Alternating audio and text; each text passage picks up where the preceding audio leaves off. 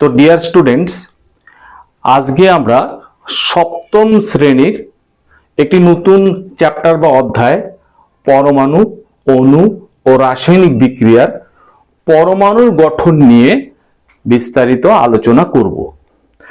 তো প্রথমেই একটু বোঝার চেষ্টা করো যে পরমাণু জিনিসটা কি। আসলে যে কোনো পদার্থ, বই, খাতা, চক, পেন্সিল যা কিছু আছে সবকিছুই যদি ছোট করতে করতে করতে করতে খুব ছোট করা যায়, তার মধ্যেও মানে যেটা জাস্ট চোখে দেখা যায় তার মধ্যেও কিন্তু তোমার কোটি কোটি পরমাণু থাকে বা অণু থাকে। আর পরমাণু দিয়েই হচ্ছে অণু তৈরি হয়। তার মানে বোঝা গেল যে পদার্থের সবচেয়ে ছোট যে কণা সেটা হচ্ছে পরমাণু, আর একটি বা একটির বেশি পরমাণু নিয়ে যা তৈরি হয় সেটি হচ্ছে অণু। তাহলে অণু পরমাণুর সমান বা পরমাণুর চেয়ে একটু বড় হতে পারে, তাই তো? মানে পরমাণু কতটা ছোট সেটা যদি বুঝতে চাও, তোমাদের বইয়ে যেমনটি আছে যে তোমাদের যে জ্যামিতি বক্সে স্কেল আছে, তো স্কেলের যে 1 মিলিমিটার মানে ছোট্ট, সবচেয়ে ছোট যে দাগ আছে তোমাদের স্কেলের, ততটুকু দৈর্ঘ্য একটা হাইড্রোজেন পরমাণুর দৈর্ঘ্যের প্রায় 1 কোটি গুণ। তাহলে বুঝতে পারছো যে পরমাণু কত ছোট। খালি চোখে কোনো মতেই পরমাণু কিন্তু আমরা দেখতে পারবো না। তাহলে সেই পরমাণু আবার কি কি দিয়ে গঠিত সেটাও বিজ্ঞানীরা কিন্তু খুঁজে বের করেছেন। যে পরমাণু, তাহলে আমরা পেলাম পদার্থ তৈরি হয় অণু দিয়ে, অণু তৈরি হয় পরমাণু দিয়ে। এইবার বিজ্ঞানীরা খুঁজে বের করেছেন যে পরমাণু কি দিয়ে তৈরি হয়। তো পরমাণু, দেখো, পরমাণু 3টি মূল কণিকা দ্বারা বা কণা দ্বারা পরমাণু তৈরি হয়। কি কি? একটি হচ্ছে প্রোটন, ইলেকট্রন এবং নিউট্রন। যে কোনো পরমাণুতে সাধারণত প্রোটন, ইলেকট্রন এবং নিউট্রন থাকে, শুধুমাত্র হাইড্রোজেনের পরমাণু ব্যতীত, কারণ হাইড্রোজেন পরমাণুতে কোনো নিউট্রন থাকে না, শুধু ওইটাই ব্যতিক্রম। আর সকল পরমাণুর ভেতরে প্রোটন পাবে, ইলেকট্রন পাবে এবং নিউট্রন পাবে। তাহলে প্রোটন, ইলেকট্রন, নিউট্রন আসলে কি? প্রোটন, ইলেকট্রন এবং নিউট্রন হচ্ছে পরমাণুর ভেতরে থাকা 3 ধরনের কণিকা বা কণার নাম। এরা বিজ্ঞানীরা এই নামগুলো দিয়েছে। তাহলে আমাদের পরমাণু গঠিত হয়েছে কি কি দিয়ে? মনে রাখবে, প্রোটন দিয়ে, ইলেকট্রন দিয়ে এবং নিউট্রন দিয়ে।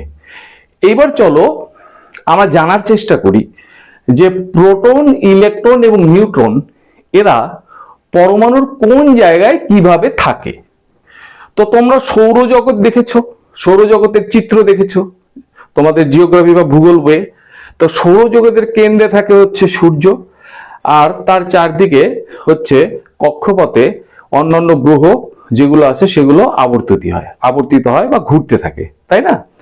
একই রকম ভাবে মানে তোমার সৌরজগতের চিত্রের সাথে পরমাণুর চিত্রের অনেকটাই মিল আছে। পরমাণুর কেন্দ্রে খুব ছোট্ট একটা জায়গায়, এই জায়গাটা আমাদের ছবিতে খুব বড় দেখানো হয়েছে, কিন্তু সমগ্র পরমাণুর তুলনায় এই জায়গাটা একেবারেই ছোট। যে পরমাণুর কেন্দ্রে ছোট্ট একটু জায়গার মধ্যে প্রোটন এবং নিউট্রন জোটবদ্ধ অবস্থায় থাকে, পরমাণুর এই জায়গাটাকে আমরা বলবো নিউক্লিয়াস। ঠিক আছে? তাহলে নিউক্লিয়াসে পরমাণুর কোন কোন কণিকা থাকে? প্রোটন থাকে এবং নিউট্রন থাকে। তাহলে প্রোটন আর নিউট্রন তো কেন্দ্রে বা পরমাণুর একদম কেন্দ্রে, একদম মাঝখানটায় ছোট্ট জায়গায় থাকলো। তাহলে ইলেকট্রন গুলো কোথায় থাকবে? এই যে পরমাণুর কেন্দ্রে প্রোটন এবং নিউট্রন যে একত্রিত হয়ে থাকলো, এটাকে সৌরজগতের সূর্য ভাবতে পারো। আর তার চারপাশে যেমন করে সূর্যের চারপাশে গ্রহগুলো আবর্তিত হয়, একই রকম ভাবে এই নিউক্লিয়াসের চারপাশে নির্দিষ্ট কক্ষপথে, নির্দিষ্ট পথে ইলেকট্রন গুলো অবিরাম আবর্তিত হয়ে চলেছে বা ঘুরে চলেছে। ইলেকট্রন কিন্তু কখনোই থেমে থাকে না। আর প্রোটন এবং নিউট্রন এরা হচ্ছে নিউক্লিয়াসের মধ্যে কিন্তু স্থির অবস্থায় আছে। তাহলে তাহলে পরমাণুর বাইরের কক্ষপথে কে থাকলো? হচ্ছে ইলেকট্রন। তাহলে পরমাণু 3টা কণিকার অবস্থান জানলাম। প্রোটন এবং নিউট্রন এরা থাকে পরমাণুর নিউক্লিয়াসে, আর ইলেকট্রন নিউক্লিয়াসের বাইরে নির্দিষ্ট পথে এরা নিউক্লিয়াসের চারদিকে আবর্তিত হয় বা অবিরাম ঘুরতে থাকে। এবার কক্ষপথ কাকে বলে? তোমরা জানো যে সৌরজগতে সূর্যের চারিদিকে যেই পথে পৃথিবী সূর্যকে প্রদক্ষিণ করে বা সূর্যের চারদিকে আবর্তিত হয় সেটাকে বলা হয় কক্ষপথ। এখানেও তাই, এই যে নিউক্লিয়াসের চারপাশে যেই পথে ইলেকট্রনগুলো নিউক্লিয়াসের চারদিকে আবর্তিত হয় বা নিউক্লিয়াসের চারদিকে ঘুরতে থাকে সেই পথকে বলা হয় কক্ষপথ, ইলেকট্রনের কক্ষপথ। আবার বলছি যে ইলেকট্রনগুলো নিউক্লিয়াসের বাইরে যেই পথে নিউক্লিয়াসের চারদিকে ঘুরতে থাকে সেই পথগুলোকে বলা হয় ইলেকট্রনের কক্ষপথ। এটা দেখো কার্বন পরমাণু, কার্বন পরমাণুতে ইলেকট্রনের দুটো কক্ষপথ আছে। এইটা হচ্ছে ভেতরেরটা 1 নম্বর কক্ষপথ, এখানে দুটো ইলেকট্রন থাকে। মনে রাখবে প্রথম কক্ষপথে দুটোর বেশি ইলেকট্রন থাকতে পারে না। আর তারপরে দ্বিতীয় কক্ষপথ, এখানে রয়েছে 4টা ইলেকট্রন, আর দ্বিতীয় কক্ষপথে 8টার বেশি ইলেকট্রন থাকতে পারে না। ঠিক আছে, তাহলে কার্বন পরমাণুতে আমরা দেখতে পাচ্ছি যে প্রোটন রয়েছে 6টি, প্রোটন 6টি, ইলেকট্রন 6টি। প্রোটন, এবং মনে রাখবে একটা পরমাণুতে যতগুলো প্রোটন থাকবে ততগুলোই ইলেকট্রন থাকবে। খুব ইম্পর্টেন্ট কথা কিন্তু মনে রাখবে, একটি পরমাণুতে যতগুলো প্রোটন থাকবে ততগুলো ইলেকট্রন থাকবে। এবার নিউট্রন সংখ্যা কম হতে পারে, বেশিও হতে পারে, মানে নিউট্রন সংখ্যা প্রোটন সংখ্যার চেয়ে বেশিও হতে পারে, কমও হতে পারে। তাহলে এখানে দেখো এটা একটা কার্বন পরমাণু, কার্বন পরমাণুতে 6টা প্রোটন আছে, 6টা ইলেকট্রন আছে, 6টা নিউট্রন আছে। প্রোটন এবং নিউট্রন এরা পরমাণুর কেন্দ্রে ছোট্ট একটা জায়গায় আছে যেটাকে আমরা নিউক্লিয়াস বলছি।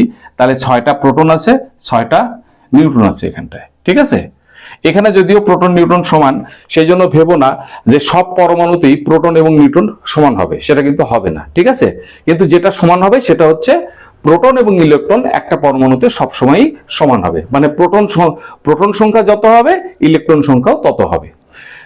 আর দেখো 6টা ইলেকট্রনের মধ্যে দুটো ইলেকট্রন প্রথম কক্ষপথে ঘুরছে, দুটো ইলেকট্রন, এই যে একটা দুটো, আর বাদ বাকি থাকলো 4টে ইলেকট্রন, এই 4টে ইলেকট্রন দ্বিতীয় কক্ষপথে নিউক্লিয়াসের চারদিকে ঘুরছে।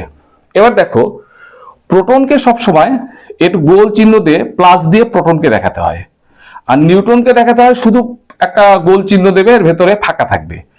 আর ইলেকট্রনকে দেখাতে হয় গোল চিহ্ন দিয়ে তার ভেতরে মাইনাস চিহ্ন দেবে। এইভাবে আমরা হচ্ছে প্রোটন, নিউট্রন এবং ইলেকট্রনকে উপস্থাপিত করি বা রিপ্রেজেন্ট করি। এবার দেখো প্রোটন পি, এখানে এই পরমাণুতে, কার্বন পরমাণুতে প্রোটন আছে 6টি। প্রোটনের আধান বা চার্জ, মানে এটা এক ধরনের হচ্ছে বিদ্যুৎ বলতে পারো, বিদ্যুতের মতো। উপর ক্লাসে এই সম্পর্কে তোমরা আরো বেটার জানতে পারবে। তো প্রোটনের আধান বা চার্জ হচ্ছে ধনাত্মক বা পজিটিভ, এই যে প্লাস। সেই জন্য প্রোটনকে সবসময় এই একটা গোল চিহ্ন দিয়ে তার ভিতরে প্লাস দিয়ে প্রোটনকে আমরা প্রকাশ করি। ইলেকট্রন হচ্ছে, ইলেকট্রনের আধান বা চার্জ ঋণাত্মক বা নেগেটিভ। তাহলে প্রোটনের অপোজিট হচ্ছে ইলেকট্রন, এটা মনে রাখবে। প্রোটন পি পি মিল আছে, প্রোটন মানে পজিটিভ, পজিটিভ মানে ধনাত্মক, আর ইলেকট্রন হচ্ছে প্রোটনের অপোজিট, ইলেকট্রন হচ্ছে নেগেটিভ বা ঋণাত্মক। তাহলে প্রোটনের আধান বা চার্জ হচ্ছে পজিটিভ বা ধনাত্মক, আর ইলেকট্রনের আধান বা চার্জ হচ্ছে ঋণাত্মক বা নেগেটিভ। এইবার নিউট্রন তাহলে কি? নিউট্রনের মধ্যে না প্লাস আছে না মাইনাস আছে, অর্থাৎ নিউট্রন না পজিটিভ, নিউট্রন না নেগেটিভ। নিউট্রন পজিটিভ এবং নেগেটিভ কোনোটিই নয়, নিউট্রন হচ্ছে নিস্তড়িত এর মধ্যে, সেই জন্য নিউট্রন নিস্তড়িত, এর মধ্যে কোনো তড়িৎ থাকে না। তড়িৎ মানে আধান, কোনো আধান থাকে না, না পজিটিভ আধান থাকবে না নেগেটিভ আধান থাকবে, এ হচ্ছে নিস্তড়িত। বোঝা গেল তাহলে? এবার দেখো নিউক্লিয়াস আমরা জেনে গেলাম। পারমাণবিক সংখ্যা বা পরমাণু ক্রমাঙ্ক। পারমাণবিক সংখ্যা বা পরমাণু ক্রমাঙ্ক হচ্ছে একটা পরমাণুর কেন্দ্রে যতগুলো প্রোটন থাকবে সেই প্রোটন সংখ্যাকেই একটা পরমাণুর পারমাণবিক সংখ্যা বা পরমাণু ক্রমাঙ্ক বলা হয়। তোমরা খাতার মধ্যে লিখে নিতে পারো। আবার বলছি যে কোনো পরমাণুর নিউক্লিয়াসে যে কটি প্রোটন থাকে সেই প্রোটনের সংখ্যাকেই ওই পরমাণুর পারমাণবিক সংখ্যা বা পরমাণু ক্রমাঙ্ক বলা হয়। তাহলে পরমাণু ক্রমাঙ্ক মানে আসলে প্রোটন সংখ্যা, প্রোটন সংখ্যা, প্রোটন সংখ্যা। এবার দেখো কার্বন পরমাণুর প্রোটন সংখ্যা কত? কার্বন পরমাণুতে প্রোটন 6টি আছে, এই যে প্রোটন পজিটিভ 6টি। তাহলে কার্বনের পারমাণবিক সংখ্যা বা পরমাণু ক্রমাঙ্ক কত? 6। ঠিক আছে, বুঝতে পারলে? এইবার ভর সংখ্যা। ভর সংখ্যা হচ্ছে প্রোটন সংখ্যা প্লাস নিউট্রন সংখ্যা, এই দুটো একত্রে হয়ে যে সংখ্যাটা তৈরি করে সেটি হচ্ছে ভর সংখ্যা।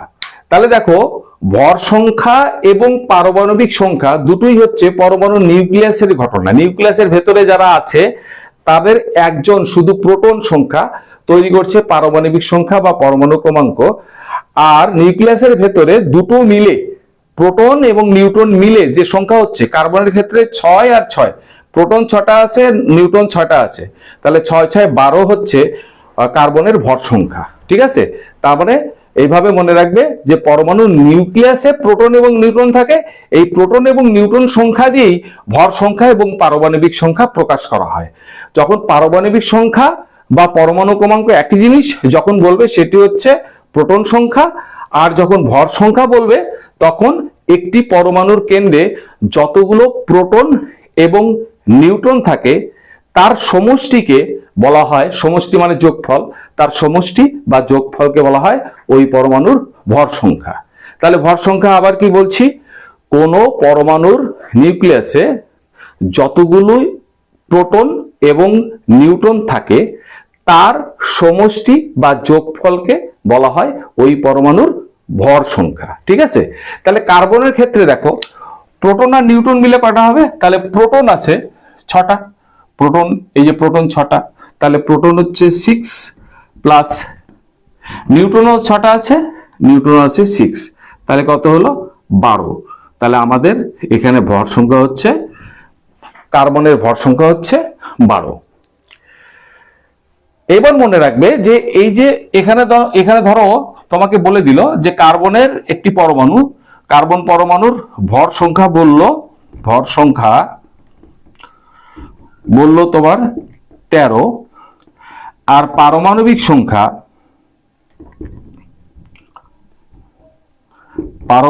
সংখ্যা হয়তো বলে দিল 6।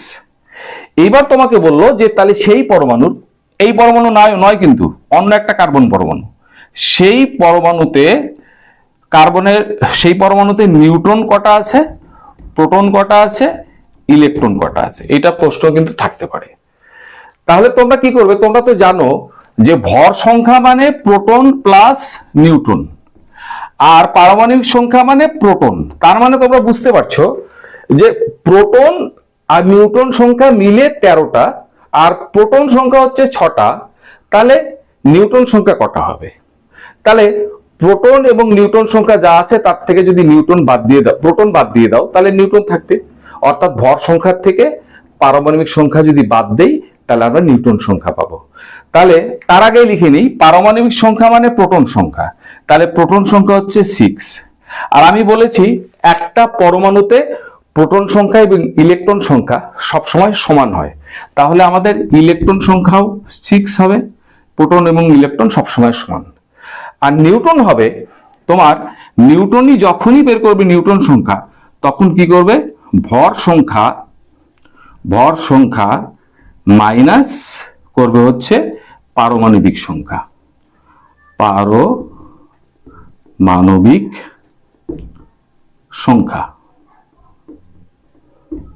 ভর সংখ্যা মাইনাস পারমাণবিক সংখ্যা সমান সমান হচ্ছে, এটা হচ্ছে নিউটন সংখ্যা।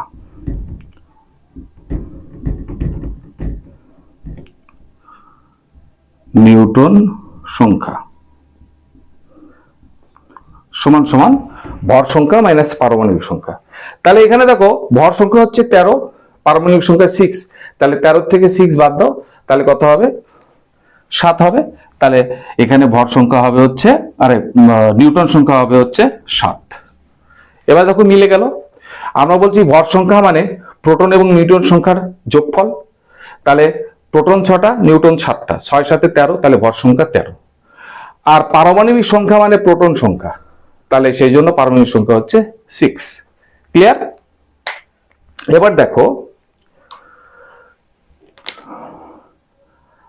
পরমাণুর সামগ্রিক আধান। এবার মনে রাখবে যে একটা পরমাণুতে যতগুলো প্রোটন থাকে ততগুলো ইলেকট্রন থাকে। আবার ধরো একটা প্রোটন পজিটিভ আর একটা ইলেকট্রন নেগেটিভ, এই একটা প্রোটন আর একটা ইলেকট্রন যদি পাশাপাশি চলে আসে, ধরো এরা পাশাপাশি চলে আসলো প্লাস, তাহলে কি হয় তোমরা জানো যে +1 আর -1 আমরা কি লিখি? 0। তাহলে এখানে একটা প্রোটনে যতটা পজিটিভ চার্জ বা ধনাত্মক আধান থাকে, একটা ইলেকট্রনে ততটাই ঋণাত্মক আধান বা নেগেটিভ চার্জ থাকে। সেই জন্য একটা প্রোটন একটা ইলেকট্রনের সংস্পর্শে আসলে প্রোটন এবং ইলেকট্রন দুটো মিলে কোনো চার্জ বা আধান এখানে থাকে না, চার্জ শূন্য হয়ে যায়। কিন্তু এরা যদি আলাদা আলাদা হয়ে যায় তাহলে প্রোটনের চার্জ পজিটিভ আর ইলেকট্রনের চার্জ হচ্ছে নেগেটিভ হবে। বুঝতে পেরেছো? এবার ভাবো, তাহলে এখানে যদি 6টা ইলেকট্রন থাকে, 6টা প্রোটন থাকে, তাহলে 6+, আর 6টা যদি ইলেকট্রন থাকে তাহলে 6-, তাহলে এটা করলেও শূন্য হয়ে যাবে।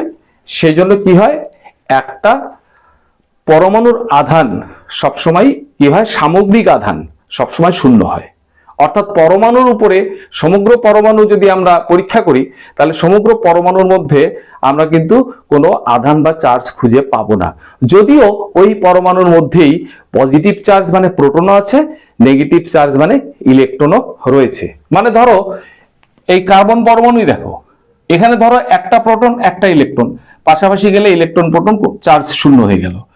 এইভাবে প্রথমটা গেল, দ্বিতীয়টা আবার এটার সাথে আসবে, একটা প্রোটন একটা ইলেকট্রন চার্জ শূন্য, তৃতীয়টা এটার সাথে আসবে, একটা প্রোটন একটা ইলেকট্রন চার্জ শূন্য, চতুর্থটা এটার সাথে আসবে, একটা প্রোটন একটা ইলেকট্রন চার্জ শূন্য, পঞ্চমটা এখানে আসবে, একটা প্রোটন একটা ইলেকট্রন চার্জ শূন্য, ষষ্ঠটা এখানে আসবে, একটা প্রোটন একটা ইলেকট্রন চার্জ শূন্য। সেই জন্য পরমাণুর সামগ্রিক চার্জ হচ্ছে পরমাণুর চার্জ বা আধান সমান সমান 0। এটা কিন্তু তোমরা মনে রাখবে, প্রশ্ন থাকতে পারে। 0। এবার আরেকটা জিনিস তোমরা মনে রাখবে, প্রোটন এবং প্রোটন এই দুটোই দেখো পজিটিভ, এটাও পজিটিভ এটাও পজিটিভ। তোমরা যেমন শিখেছো যে চুম্বকের উত্তর মেরু পরস্পরকে বিকর্ষণ করে, দুটোই উত্তর নর্থ সেম, সেজন্য বিকর্ষণ করে। একই রকম ভাবে যেহেতু পজিটিভ একই আধান, এটাও প্লাস এটাও প্লাস, এটাও হচ্ছে পজিটিভ এটাও পজিটিভ, তা পজিটিভ সেম চার্জ মানে একই আধান সবসময় পরস্পরকে কি করে, বিকর্ষণ করে। একই আধান সবসময় পরস্পরকে বিকর্ষণ করে। সেই জন্য দুটো প্রোটন যদি আমরা পাশাপাশি আনার চেষ্টা করি তাহলে একটা প্রোটন আরেকটা প্রোটনকে কি করবে, ঠেলে সরিয়ে দিবে। এই প্রোটনটা একে ধাক্কা মারবে এদিকে, আর এই প্রোটনটা একে এদিকে ধাক্কা মারবে, ফলে দুটো সরে যাবে। তাহলে প্রোটন কি করবে না, বিকর্ষণ করবে। ইলেকট্রনও তাই, ইলেকট্রন এটার উপর নেগেটিভ চার্জ, এটার উপরও নেগেটিভ চার্জ, তাহলে দুটো ইলেকট্রন একই আধান এবং একই আধান পরস্পরকে বিকর্ষণ করে, তাই দুটো ইলেকট্রনও কিন্তু পরস্পরকে কি করবে, বিকর্ষণ করবে। ঠিক আছে? কিন্তু যদি প্রোটন আর ইলেকট্রন পাশাপাশি থাকে, প্রোটন হচ্ছে প্লাস ইলেকট্রন হচ্ছে মাইনাস, এবার বিপরীত আধান সবসময় পরস্পরকে আকর্ষণ করে, বিপরীত আধান সবসময় পরস্পরকে আকর্ষণ করে। তাহলে প্রোটনের আধান হচ্ছে পজিটিভ, ইলেকট্রনের আধান নেগেটিভ। এই পজিটিভ এবং নেগেটিভ যেহেতু বিপরীত আধান, তাই প্রোটন এবং ইলেকট্রন পরস্পরকে আকর্ষণ করে। ঠিক আছে, এবার দেখো পরমাণুর সামগ্রিক আধান হয়ে গেল পরমাণুর ভর। পরমাণুর ভর এই ব্যাপারে দেখো, পরমাণুর মধ্যে তো 3 রকমের কণা রয়েছে, প্রোটন, নিউট্রন এবং ইলেকট্রন। এর মধ্যে এই ইলেকট্রন যে আছে, ইলেকট্রনের ভর হলো নগণ্য। নগণ্য মানে খুবই কম, নগণ্য। কতটা নগণ্য? মানে ধরো একটা ইলেকট্রনের ভর হচ্ছে একটা প্রোটন বা নিউট্রনের ভরের 1/1800 ভাগ। 1/1800 ভাগ,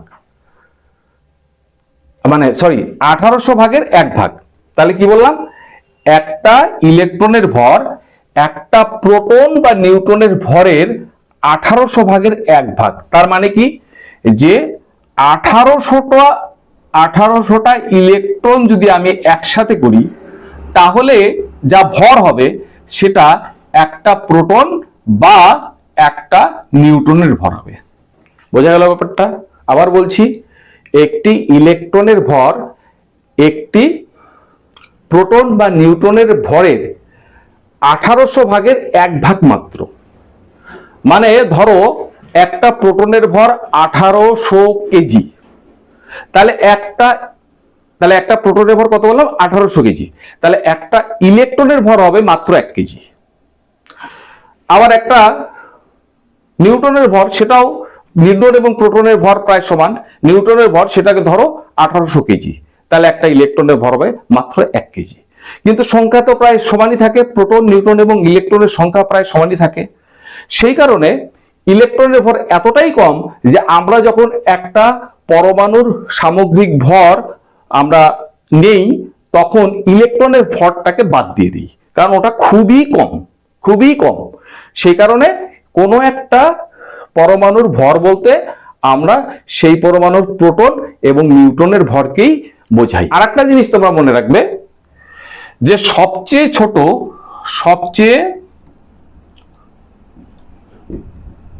ছোট পরমাণু হচ্ছে হাইড্রোজেন। সবচেয়ে ছোট পরমাণু হাইড্রোজেন। এবং হাইড্রোজেন আর একটা বৈশিষ্ট্য আছে, হাইড্রোজেনের নিউক্লিয়াসে শুধুমাত্র একটি প্রোটন থাকে এবং বাইরের কক্ষপথে শুধুমাত্র একটা ইলেকট্রন থাকে, একটা ইলেকট্রন। তার মানে হাইড্রোজেনের নিউক্লিয়াসে কোন রকম নিউট্রন থাকে না, শুধুমাত্র প্রোটন থাকে একটা, আর বাইরের কক্ষপথে একটি মাত্র ইলেকট্রন থাকে। তাহলে এটা কিন্তু একটু স্পেশাল, কারণ সমস্ত তোমার পরমাণুর মধ্যে প্রোটন, ইলেকট্রন, নিউট্রন থাকবেই। হাইড্রোজেন হচ্ছে এমন পরমাণু যার কেন্দ্রে বা যার মধ্যে কোনো রকম নিউট্রন থাকে না। তো এবারে আমরা জানবো যে আয়ন কাকে বলে। যদি কোনো ধাতু এবং অধাতু পরস্পরের সঙ্গে বিক্রিয়া করে যৌগ গঠন করে, সেক্ষেত্রে ধাতু কি করে? ইলেকট্রন ছেড়ে দেয়, আর অধাতু কি করে? সেই ইলেকট্রনটাকে গ্রহণ করে। মনে রাখবে কিন্তু, ধাতু সবসময় ইলেকট্রন ছেড়ে দেয়, ইলেকট্রন মুক্ত করে, ইলেকট্রন কমিয়ে দেয়। আর অধাতু কি করে? সেই ইলেকট্রনটাকে গ্রহণ করে। এবার তাহলে ধরো সোডিয়াম হচ্ছে ধাতু, আর ক্লোরিন একটা গ্যাস, এটা অধাতু। এখানে সোডিয়াম পরমাণু লক্ষ্য করো, সোডিয়াম পরমাণুতে নিউক্লিয়াসে প্রোটন আছে 11টা, ইলেকট্রনও তাহলে কয়টা থাকবে? 11টাই থাকবে। গুণে দেখো, এখানে 8টা আছে, 1 2 3 4 5 6 7 8, এখানে 2টো আছে, 10 আর 1 11। সবসময় মনে রাখবে যে প্রথম কক্ষপথে ইলেকট্রন থাকবে 2টো, দ্বিতীয় কক্ষপথে ইলেকট্রন থাকবে 8টা, মানে সর্বাধিক 8টা থাকবে, 8টার বেশি দ্বিতীয় কক্ষপথে থাকতে পারবে না। আর বাদ বাকিটা চলে যাবে তৃতীয় কক্ষপথে। ঠিক আছে, তাহলে আমার টোটাল ইলেকট্রন হচ্ছে 11টা, 11টার এখানে 2টো দিলে, এখানে 8টা দিলে, তাহলে 10টা গেল, একটা বাকি থাকলো, এটা হচ্ছে তৃতীয় কক্ষপথে চলে গেল। তাহলে নিউট্রন কয়টা রয়েছে? নিউট্রন রয়েছে 12টা। দেখো বলেছিলাম প্রোটন আবার নিউট্রনের সংখ্যা একটা পরমাণুতে সবসময় একই হবে এমন কোনো কথা নেই। এখানে দেখো প্রোটন 11টা, নিউট্রন 12টা, দুটো কিন্তু আলাদা সংখ্যা। একই রকম ভাবে ক্লোরিন পরমাণু, এখানে দেখো প্রোটন আছে 17টা, আর তাহলে ইলেকট্রনও থাকবে 17টা। 17টা ইলেকট্রন দেখো প্রথম কক্ষপথে দুটো, দ্বিতীয় কক্ষপথে 8টা, তাহলে 8 দিয়ে 10, আর তৃতীয় কক্ষপথে বাদ বাকি 7টা থাকলো। তাহলে নিউট্রন কটা আছে? 18টা। এখানেও কিন্তু প্রোটন এবং নিউট্রনের সংখ্যা আলাদা। এটা হচ্ছে ক্লোরিন পরমাণু। এখন আমি বলেছিলাম পরমাণু হচ্ছে নিস্তড়িত, কেননা পরমাণুর মধ্যে প্রোটন এবং ইলেকট্রনের সংখ্যা সমান থাকে। যখন সোডিয়ামের সঙ্গে ক্লোরিনের রাসায়নিক বিক্রিয়া হবে তখন সোডিয়াম ধাতুর মতো আচরণ করে বলে সোডিয়াম একটা ইলেকট্রন ক্লোরিনকে দিয়ে দেবে। তাহলে যখনই এখানে দেখো যতগুলো ইলেকট্রন ছিল ততগুলো প্রোটন ছিল বলে নিস্তড়িত ছিল। এখন যখনই একটা ইলেকট্রন চলে যাচ্ছে তখন একটা প্রোটন বেশি হয়ে যাচ্ছে, তাই কি না? তাহলে একটা ইলেকট্রন চলে গেলে 10টা ইলেকট্রন হয়ে যাচ্ছে, আর প্রোটন আছে 11টা, তাহলে 10টা ইলেকট্রন 10টা প্রোটনকে মেরে দেবে, ঠিক আছে, চার্জের দিক দিয়ে মেরে দেবে, কিন্তু একটা প্রোটন তো থাকবে। তাহলে আমার এই পরমাণুটার উপরে সামগ্রিকভাবে একটা পজিটিভ চার্জ বা ধনাত্মক আধান চলে আসবে। একই রকম ভাবে এখানে দেখো এটা যেহেতু পরমাণু, এখানে যতগুলো প্রোটন আছে ততগুলোই বাইরের কক্ষপথে ইলেকট্রন আছে। প্রোটন এবং ইলেকট্রন সমান, তাই পরমাণু নিস্তড়িত। কিন্তু ক্লোরিন যদি সোডিয়াম থেকে একটা ইলেকট্রন গ্রহণ করে তাহলে ইলেকট্রন হয়ে যাবে তোমার হচ্ছে 18টা, আর প্রোটন হচ্ছে 17টা। 17টা প্রোটন 17টা ইলেকট্রনকে মেরে দেবে, কিন্তু একটা ইলেকট্রন বেশি হয়ে গেল, 18টা ইলেকট্রন, এখানে +1 হয়ে যাচ্ছে 18টা। তাহলে এই যে ইলেকট্রন, এটার চার্জ নেগেটিভ, সেই জন্য একটা ইলেকট্রন যখনই ক্লোরিন গ্রহণ করবে ক্লোরিনের চার্জ তখন নেগেটিভ হয়ে যাবে। যখনই সোডিয়ামের চার্জ বা আধান পজিটিভ হয়ে গেল, ক্লোরিনের আধান নেগেটিভ হয়ে গেল, তখন এটাকে আর সোডিয়ামের পরমাণু বলবো না, এটাকেও ক্লোরিনের পরমাণু বলবো না। কেন বলবো না? আমরা জানি পরমাণু হচ্ছে নিস্তড়িত, কিন্তু এখানে তো দেখা যাচ্ছে তড়িৎ চলে, সেটা প্লাস এটা মাইনাস, তাহলে আর এটাকে আমরা কি বলবো না? পরমাণু বলবো না। তাহলে নতুন নামে ডাকতে হবে, আর সেই নামটাই হচ্ছে আয়ন।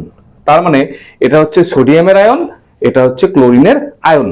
সোডিয়ামের পরমাণু ছিল, আয়ন হলো, এটাও ক্লোরিনের পরমাণু থেকে আয়ন হলো। কি করে হলো? সোডিয়াম একটা ইলেকট্রন ছেড়ে দিয়ে পজিটিভ আয়ন তৈরি করলো, আর ক্লোরিন পরমাণু একটা ইলেকট্রন নিয়ে সে নেগেটিভ আয়ন তৈরি করলো। এই পজিটিভ চার্জ যদি কোনো পরমাণুর উপর আসে তখন সেটাকে আমরা বলি ক্যাটায়ন। আয়নই ক্যাটায়ন, ক্যাটায়ন বা ধনাত্মক আয়ন। ক্যাটায়ন মানে ধনাত্মক আয়ন, এই যে পজিটিভ, আর এটা হচ্ছে নেগেটিভ, তাই এটার নাম হচ্ছে অ্যানায়ন। অ্যানায়ন, এটার নাম অ্যানায়ন। তাহলে আমরা আয়ন কাকে বলে লিখে নাও। তড়িৎ যুক্ত বা তড়িৎগ্রস্ত পরমাণুকে আয়ন বলে। এই যে তড়িৎ চলে আসলো, পজিটিভ নেগেটিভ তড়িৎ চলে আসলো, সেই জন্য এটা আয়ন।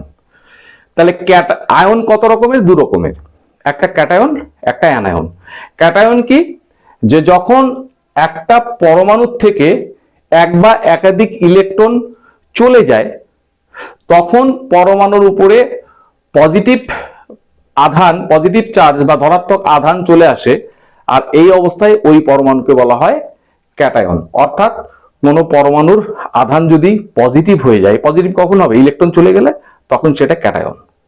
আর কোনো পরমাণু যদি অন্য পরমাণু থেকে ইলেকট্রন গ্রহণ করে সেই পরমাণুর আধান ঋণাত্মক নিয়ে আসে বা নেগেটিভ চার্জ যুক্ত হয়ে যায়, তখন আমরা তাকে বলি অ্যানায়ন। ধনাত্মক আধান যুক্ত পরমাণুকে বলা হয় ক্যাটায়ন, আর ঋণাত্মক আধান যুক্ত পরমাণুকে বলা হয় অ্যানায়ন। ঠিক আছে? এবার দেখো, তাহলে এটা প্লাস এটা মাইনাস হয়ে গেল, এটা পজিটিভ আর নেগেটিভ। এর আগেই বলেছিলাম পজিটিভ হচ্ছে প্রোটন আর নেগেটিভ হচ্ছে ইলেকট্রন। পজিটিভ নেগেটিভ হচ্ছে বিপরীত আধান, বিপরীত আধান পরস্পরকে কি করে? আকর্ষণ করে। তখন এই দুটো আয়ন কি করবে, এ পরস্পরকে আকর্ষণ করবে, একে টেনে ধরবে, একে টেনে ধরবে, এরকম ভাবে ধরো এটা হচ্ছে ক্লোরিন আর এটা হচ্ছে সোডিয়াম, এইভাবে একে অপরকে আঁকড়ে ধরবে। ধরে এরা কি করবে, সোডিয়াম, এই হলো সোডিয়াম আর এটা হলো ক্লোরিন, সোডিয়াম ক্লোরাইড যৌগ তৈরি করবে, সোডিয়াম ক্লোরাইড যৌগ তৈরি করবে। যেই বলে দুটো আয়ন, একটা ক্যাটায়ন একটা অ্যানায়ন পরস্পরের সঙ্গে যুক্ত হয়ে যৌগ গঠন করলো, সেই বলটাকে আমরা বলি স্থির তড়িৎ আকর্ষণ বল। তাহলে যেহেতু এরা তড়িৎ আকর্ষণ বলের দ্বারা যুক্ত হয়ে যৌগ গঠন করছে, তাই এদেরকে আমরা বলবো তড়িৎযোজী যৌগ, তড়িৎযোজী যৌগ, তড়িৎযোজী যৌগ। তাহলে তোমরা বলবে স্যার আরো কোন রকম যৌগ হয়? হ্যাঁ, তড়িৎযোজী যৌগ আর একটা সমযোজী যৌগ হয়, যেটা তোমাদের সিলেবাসে নেই, পরবর্তী উচ্চ ক্লাসে তোমরা শিখবে। এটা শুধু মনে রাখবে, এটা হচ্ছে সোডিয়াম ক্লোরাইড তড়িৎযোজী যৌগ। এবং তড়িৎযোজী যৌগকে কখনোই কিন্তু আমরা সোডিয়াম ক্লোরাইডের অণু এই কথাটা বলা ঠিক না, কেননা এটা তো অণু, পরমাণু থেকে অণু তৈরি হবে, পরমাণু নেই, এরা আয়ন দিয়ে তৈরি হচ্ছে। তাই আমরা কিন্তু যদি বলি সোডিয়াম ক্লোরাইডের অণু, তাহলে কথাটা কিন্তু ভুল। একই রকমে আরো কিছু তোমাদের তড়িৎযোজী যৌগ তোমাদের বইয়ে রয়েছে, সেগুলো তোমরা দেখে নিতে পারো। একটা লিস্ট আছে, দেখো, পটাশিয়াম, ম্যাগনেসিয়াম, জিঙ্ক, অ্যালুমিনিয়াম পর্যন্ত এরা সবাই হচ্ছে ধাতু। আর ধাতু সবসময় কি করে, ইলেকট্রন ছেড়ে দেয়। তাই পটাশিয়াম মানে কে, ম্যাগনেসিয়াম, জিঙ্ক এবং অ্যালুমিনিয়াম এরা কি করছে, ইলেকট্রন ছেড়ে দিচ্ছে। এবার দেখো, পটাশিয়াম একটা ইলেকট্রন ছেড়েছে বলে পটাশিয়াম প্লাস হয়েছে, শুধু প্লাস। ম্যাগনেসিয়াম দুটো ইলেকট্রন ছাড়ে, সেই ম্যাগনেসিয়ামের উপরে Mg+2 করা হয়েছে। ম্যাগনেসিয়াম সবসময় দুটো ইলেকট্রনকে ছাড়ে, তাই ম্যাগনেসিয়ামের উপরে 2+, মানে দুটো প্লাস চার্জ চলে এসছে। জিঙ্কও দুটো ইলেকট্রন ছাড়বে, Zn, তাহলে এরপরেও 2+ চার্জ হবে। আবার অ্যালুমিনিয়াম কি করবে, তিনটা ইলেকট্রন ছাড়বে। অ্যালুমিনিয়াম কি করবে, তিনটা ইলেকট্রনকে ছেড়ে দেবে, সেই জন্য এর উপরে 3+ চার্জ আসবে। আর বাদবাকি যেগুলো রয়েছে, ফ্লোরিন, অক্সিজেন, সালফার, ব্রোমিন, এরা প্রত্যেকে ইলেকট্রনকে গ্রহণ করেছে। যখনই ইলেকট্রনকে গ্রহণ করবে তার উপরেই নেগেটিভ চার্জ আসবে এবং সেটা অ্যানায়ন হবে। মানে ইলেকট্রন যদি গ্রহণ করে তাহলে সেটা অ্যানায়ন, আর ইলেকট্রন যদি বর্জন করে তাহলে সেটা ক্যাটায়ন। তাহলে চলো আজকের ক্লাসে যা যা হলো একবার আমরা ব্যাপারটাকে সামারাইজ করে নেই। যে পরমাণু হচ্ছে তিনটি মূল কণা দিয়ে গঠিত, ইলেকট্রন, প্রোটন এবং নিউট্রন। প্রোটনের চার্জ বা আধান পজিটিভ, ইলেকট্রনের চার্জ হচ্ছে নেগেটিভ, নিউট্রন হচ্ছে নিস্তড়িত। প্রোটন এবং তোমার নিউট্রন এরা পরমাণুর কেন্দ্র বা নিউক্লিয়াসে থাকে। আর পরমাণুর কেন্দ্রে ছোট্ট জায়গায় যেখানে প্রোটন এবং নিউট্রন খুব জোটবদ্ধ অবস্থায় থাকে, সেই জায়গাটাকে বলা হয় পরমাণুর নিউক্লিয়াস। পারমাণবিক সংখ্যা কি, একটা পরমাণুতে যতগুলো প্রোটন থাকে সেই সংখ্যাকে ওই পরমাণুর পারমাণবিক সংখ্যা বা পরমাণু ক্রমাঙ্ক বলে। তাহলে ভর সংখ্যা কি, একটা পরমাণুর কেন্দ্রে যতগুলো প্রোটন এবং যতগুলো নিউট্রন থাকে সেই সংখ্যা, প্রোটন এবং নিউট্রন সংখ্যার সমষ্টিকে ওই পরমাণুর ভর সংখ্যা বলা হয়। একটা পরমাণু সর্বদা নিস্তড়িত হয়, আর পরমাণুর ভর বলতে শুধুমাত্র পরমাণুর প্রোটন এবং নিউট্রনের ভরকেই ধরা হয়, তাই তো। সবচেয়ে ছোট পরমাণু হচ্ছে হাইড্রোজেন। হাইড্রোজেনের কেন্দ্রে একটি মাত্র প্রোটন থাকে, আর হাইড্রোজেনের বাইরের একটি কক্ষপথে একটি মাত্র ইলেকট্রন থাকে। পরমাণুর নিউক্লিয়াসের চারপাশে যেই পথে ইলেকট্রন নিউক্লিয়াসের চারদিকে ঘুরে বেড়াচ্ছে, আবর্তিত হচ্ছে, সেই পথকে বলা হয় পরমাণুর কক্ষপথ। সমজাতীয় আধান সবসময় পরস্পরকে কি করে, বিকর্ষণ করে, আর বিপরীত আধান পরস্পরকে আকর্ষণ করে। তড়িৎগ্রস্ত বা তড়িৎ যুক্ত পরমাণুকে বলা হয় আয়ন। আয়ন দুরকম, একটা হচ্ছে ক্যাটায়ন, একটা হচ্ছে অ্যানায়ন। যখন কোনো পরমাণু ইলেকট্রন ত্যাগ করে তার আধান পজিটিভ হয়ে যায় তখন সেটা হচ্ছে ক্যাটায়ন, আর যখন কোনো পরমাণু ইলেকট্রন গ্রহণ করে তার আধান বা চার্জ নেগেটিভ হয়ে যায়, ক্যাটায়ন এবং অ্যানায়ন এরা পরস্পরের মধ্যে একটা স্থির তড়িৎ আকর্ষণ বল এর মধ্যে কাজ করে। ক্যাটায়ন এবং অ্যানায়ন মিলে যৌগ তৈরি করে, আর ক্যাটায়ন এবং অ্যানায়ন মিলে যে যৌগ তৈরি হয় সেই যৌগকে আমরা বলি তড়িৎযোজী যৌগ। যেমন সোডিয়াম ক্লোরাইড, এবং সোডিয়াম ক্লোরাইডের একটা কেলাস যদি আমরা নেই, একটা টুকরো যদি নেই, তাহলে তার মধ্যে যে অণুগুলো আছে সেগুলোকে অণু আমরা কখনোই বলতে পারি না, সেগুলোকে আমরা বলতে হবে আয়ন। কেননা সোডিয়াম ক্লোরাইডে কোনো অণু হয় না, অণু হতে গেলে নিস্তরিত হয়, আর ওর মধ্যে নিস্তরিত কেউ যে আয়নগুলো সেগুলো কখনোই নিস্তরিত হয় না। তো এই ছিল আজকের ক্লাসে। আমি পরবর্তী ক্লাসে তোমাদের জন্য এই অণু, পরমাণু এবং রাসায়নিক বিক্রিয়া এই চ্যাপ্টারের উপরই দ্বিতীয় একটি ক্লাস নিব। যদি তোমাদের এই ক্লাসটি ভালো লেগে থাকে তাহলে দ্বিতীয় ক্লাসটিও তোমরা কয়েকদিনের মধ্যে পেয়ে যাবে, সেটা তোমরা দেখবে।